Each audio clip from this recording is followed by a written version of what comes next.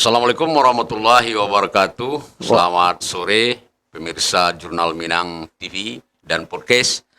Pada sore hari ini kita akan membahas salah satu event atau peristiwa politik yang ada di Kabupaten Tanah Datar, yaitu besok pada tanggal 16 Desember tahun 2021 diadakan pemilihan wali nagari serentak.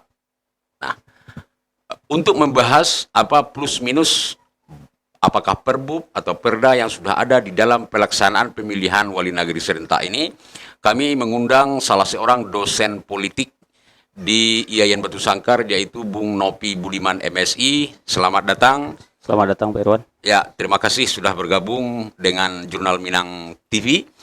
Baik Bung Nopi, pada sore ini kita akan bincang-bincang tentang masalah Pilwana di Kabupaten Tanah Datar. Kan besok 16 Desember akan dilaksanakan Pilwana. Ini bagaimana menurut Bung Nopi? Saya melihat ada istilahnya, jargonnya, Pilwana Badunsana, Pilwana yang bersahabat, dan lain-lain. Nah, ini kita bahas dulu jargonnya itu pas enggak itu Pilwana itu Badunsana. Apa maksudnya itu?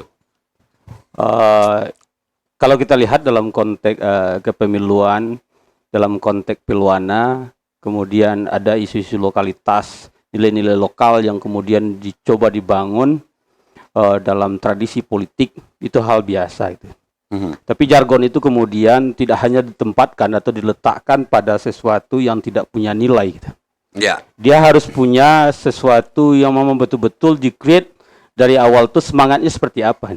Nah, kalau kita lihat dalam konteks Pilwana hari ini, proses Pilwana yang terjadi hari ini tiba-tiba ada jargon yang kemudian hampir sama di pilkada-pilkada sebelumnya. Pilkada ada juga Badunsana. Badunsana. Kalau Badunsana enggak usah pilkada dan Pilwana, bagi aja ya. Iya, bagi kue saja. Bermusyawarah saja ya. Bermusyawarah. Jadi jargonnya ini tidak pas ini. Ya, mungkin mungkin kita ganti atau seperti apa? Ya, mungkin ada sesuatu yang baru, ada distingsi yang baru yang kemudian bisa dilekatkan pada konteks lokalitas, umpamanya seperti kita di Tanah Datar gitu kan. Nah, mungkin hal-hal baru itu yang kemudian kita kembangkan dalam konteks berpolitik itu sebenarnya. Jadi dalam secara teori politik itu boleh? Ya, sah-sah saja, tetapi jargon itu sebenarnya adalah menarik orang supaya datang berpartisipasi dan memberikan suaranya ketika dalam proses kontestasi tadi atau Pilwana tadi. Bukan maknanya yang Badunsana. Karena saya mengira dan banyak juga orang mengira kalau Badunsana untuk apa pilkada dan Pilwana, musyawarah aja kita, masa kita Badunsana harus melakukan election atau pemilihan. Ya, terkadang kita terjebak hanya pada simbolisasi gitu kan, simbolisasi sesuatu gitu kan.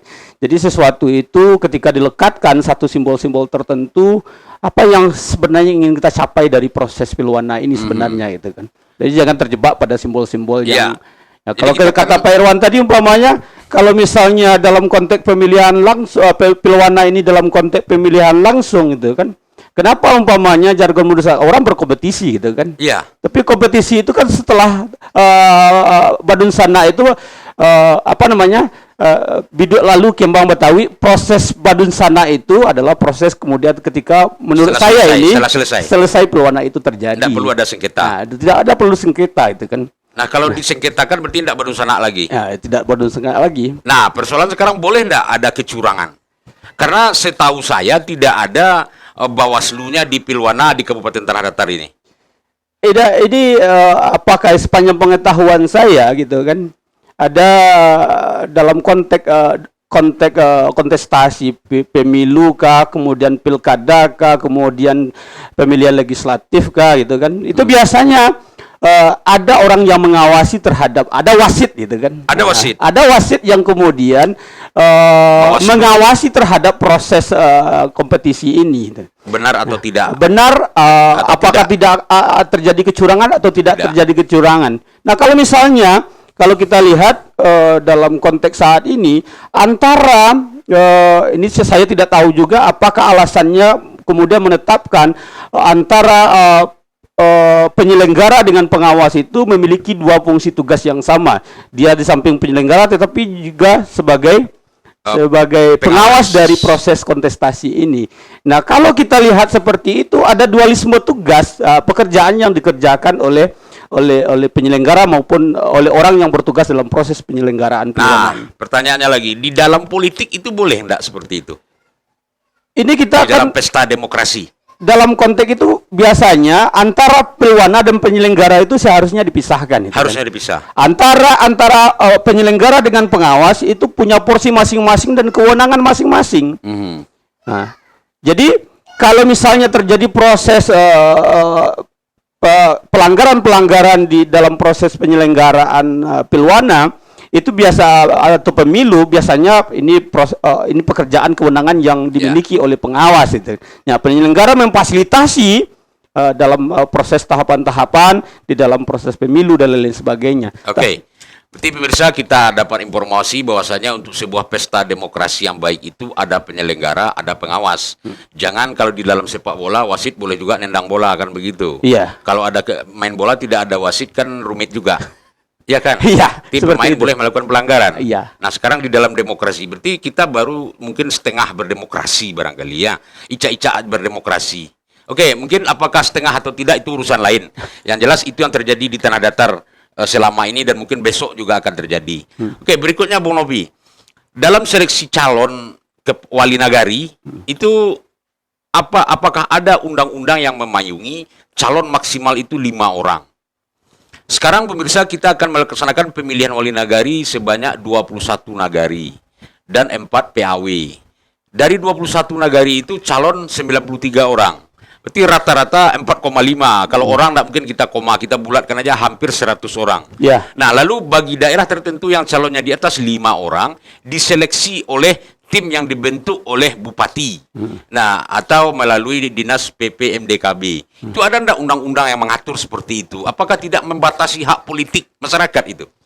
Ini sebenarnya sudah banyak penelitian-penelitian yang berkaitan dengan pembatasan terhadap jumlah calon dalam baik itu dalam pilkades maupun dalam pilwana. Ini sebenarnya Pak Irwan dalam Undang-Undang Nomor 6 Tahun 2014 memang tidak diatur seperti secara eksplisit itu, tetapi dalam peraturannya perundang-undangan memang diatur ada batasan-batasan sampai 5 orang. Tetapi secara substansi kalau kita lihat dalam konteks pilwana sebagai sebuah proses pemilihan langsung atau pilkades dalam proses pemilihan langsung, kemudian calon dibatasi dan lain sebagainya, kemudian harus ada ukuran yang jelas terhadap proses pembatasan jumlah calon ini sebenarnya itu. Umpamanya, apakah dasar jumlah pencalonan itu ketika dia ditetapkan 1 sampai sekian, jumlah penduduknya 1000 sampai sekian harus diwakili oleh sekian orang.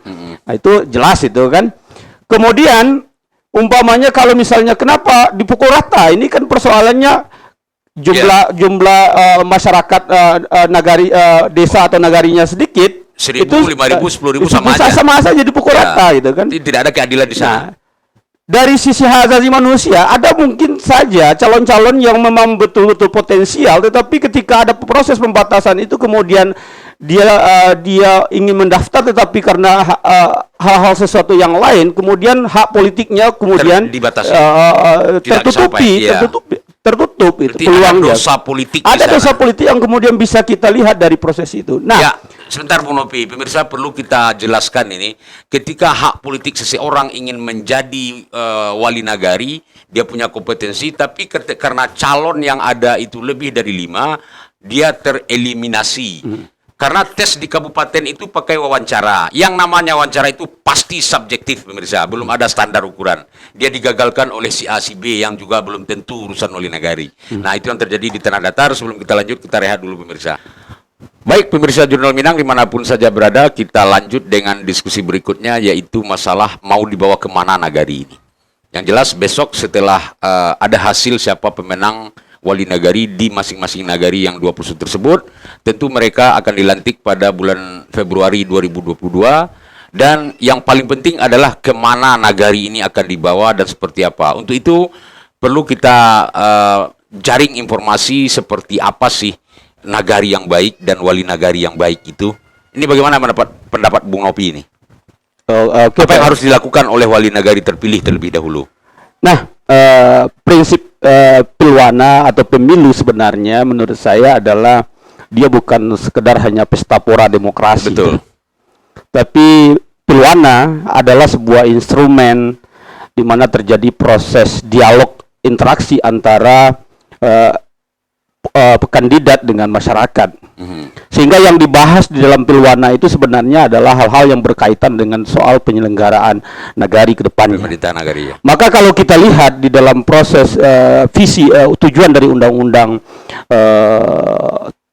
tentang desa nomor 6 tahun 2014 itu, sebenarnya kita lihat bagaimana visi pemerintah pusat saat ini adalah bagaimana menciptakan kemandirian nagari. Mandiri. Nah, kemandirian nagari Dalam hal apa saja? dalam baik itu dalam sisi sosial, ekonomi, budaya dan lain sebagainya. Nah, ini yang menjadi bahkan sejak tahun 2015 keseriusan pemerintah pusat ingin menjadikan desa dan nagari itu sebagai sebuah epicentrum pembangunan nasional itu terlihat sekali.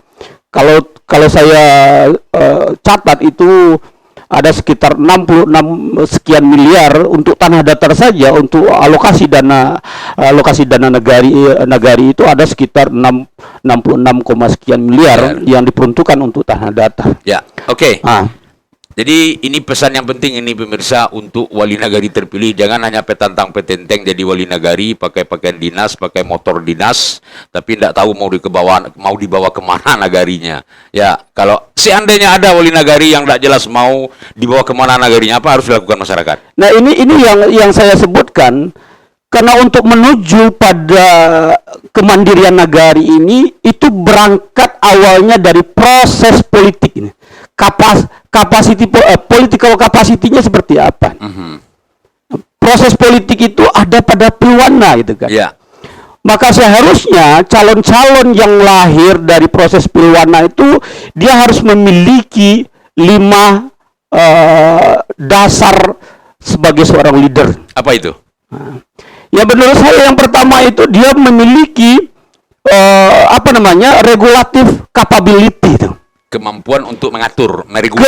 Kemampuan untuk memahami segala aturan-aturan perundang-undangan yang terkait dengan proses penyelenggaraan nagari dan kemudian mengkreat terhadap produk perundang-undangan atau peraturan yang terkait dengan proses penyelenggaraan pemerintahan nagari. Oke. Jadi, yang kedua? Yang kedua menurut saya seorang leader yang harus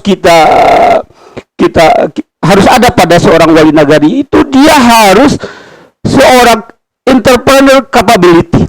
Entrepreneur ini penghibur ini, apa maksudnya ini? Entrepreneur itu adalah seorang memiliki jiwa kewirausahaan gitu. Kewirausahaan. Oh, wali nagari itu. Wali nagari itu, maka dalam konsep pemerintahan baru itu ada konsep reinventing governance.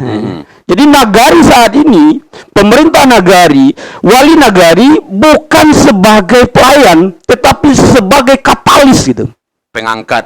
Dia sebagai motor penggerak dari sebuah penguatan terhadap masyarakat. Ya. Nah, ini yang harus diciptakan. Sejauh mana calon kandidat yang Bapak Ibu pilih, masyarakat pilih nantinya memiliki kemampuan yang 5. Yang ketiga adalah kemampuan responsiveness itu. Ya. Dia memiliki daya tanggap gitu kan. Seorang wali nagari, seorang pemimpin nagari itu dia harus memiliki kemampuan daya tanggap terhadap sesuatu. Di masyarakat membangun jaringan-jaringan keluar untuk pengembangan nagari dan lain sebagainya. Kemudian kemampuan distributif. Keempatnya adalah kemampuan distributif. Bagaimana dia mendistribusikan kekuasaan sampai pada level. Tidak mungkin saat ini seorang wali nagari atau perangkat nagari yang akan menyelesaikan persoalan-persoalan nagari. Maka proses pelibatan masyarakat di dalam konteks penyelenggaraan nagari harus dibangun.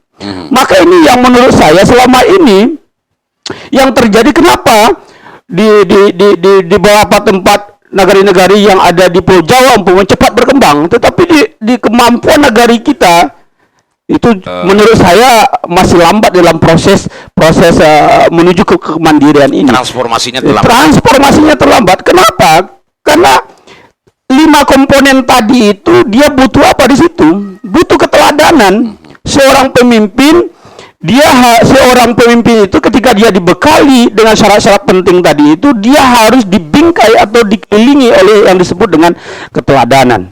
Maka disitulah kemudian akan muncul trust. Trust itulah yang kemudian memompa partisipasi masyarakat untuk terlibat aktif nantinya di dalam proses penyelenggaraan pemerintah nagari. Maka disitulah kemudian akan menuju pada level kemandirian nagari itu. Menurut saya seperti itu. Luar biasa pemirsa. Jadi wali nagari itu, pemimpin itu ada 5 komponen yang harus dipenuhi. Sekarang bagi orang awak cuba tanyoi diri awak surang-surang nanta pilih biswa lah hado diambo na limo tu kolah. Kok duonya tengkak jalan nagari ya Pak Ibu. Ya udahlah, tapi itulah yang terjadi ya. Jadi mudah-mudahan ini.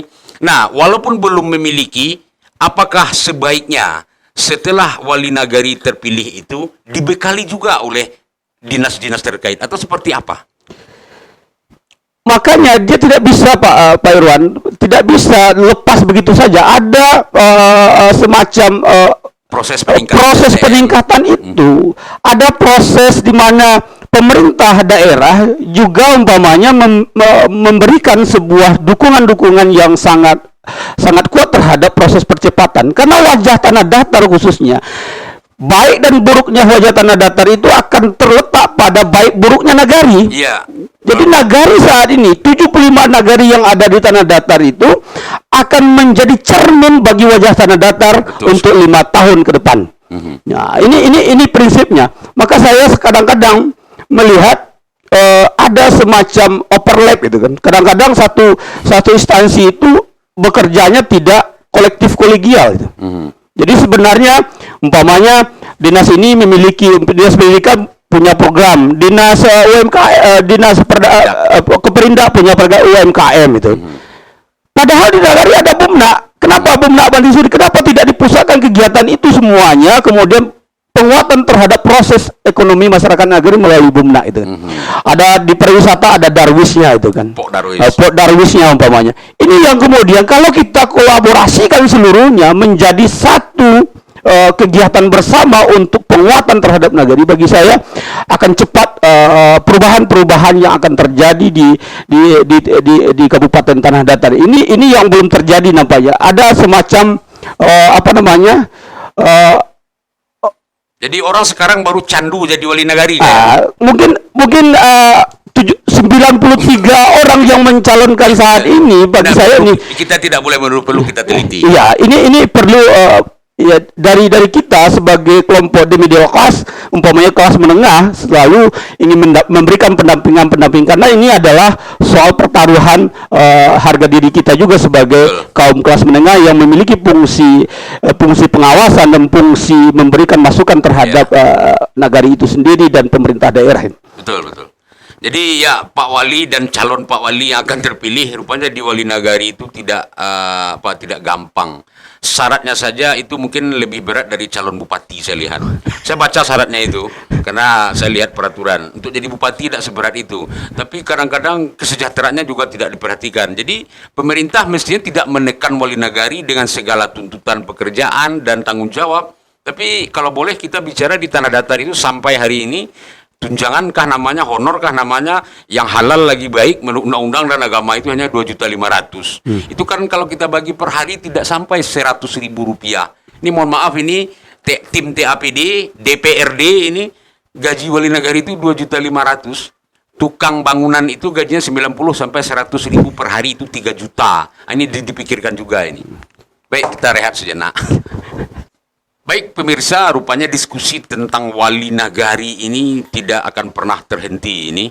Dan Jurnal Minang insya Allah mulai tahun 2022 akan mengundang masing-masing wali nagari itu untuk menjelaskan, menyampaikan persoalannya di Jurnal Minang dan itu gratis.